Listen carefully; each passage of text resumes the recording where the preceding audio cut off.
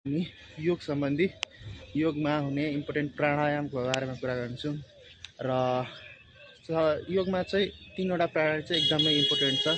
एउटा छ भस्त्रिका प्राणायाम, कपालभाती प्राणायाम र अनुलोम विलोम प्राणायाम। सो आज हामी कुरा गर्नेछौँ भस्त्रिका प्राणायाम। सो भस्त्रिका भनेको एउटा एकदमै पावरफुल टेक्निक हो जसलाई चाहिँ ब्रिदिङ एक्सर्साइज भनौँ, सास प्रश्वाससँग सम्बन्धित एक्सर्साइज हो। सास लिने र फाल्ने, सास लिने, इनहेल र एक्सहेल सम्बन्धी यो एक्सर्साइज हो। यो एक्सर्साइज चाहिँ तपाईँ जहाँ बसेर गर्दा पनि हुन्छ, जति बेला जहाँ जुनसुकै ठाउँमा पनि गर्न सक्नुहुन्छ। बट यसको मेन नियमहरू पनि छ, जस्तै यो प्राणायाम गर्नुभन्दा अगाडि चाहिँ तपाईँ खाली पेट हुनुपर्छ, केही खाएको हुनु हुँदैन, र जसले नेगेटिभ इम्प्याक्ट पनि पर्छ खाएको भयो भने। सो यो एक्सर्साइज चाहिँ गर्नको लागि नियमहरू छ।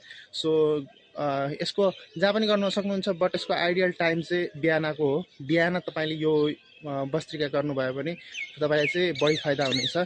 सो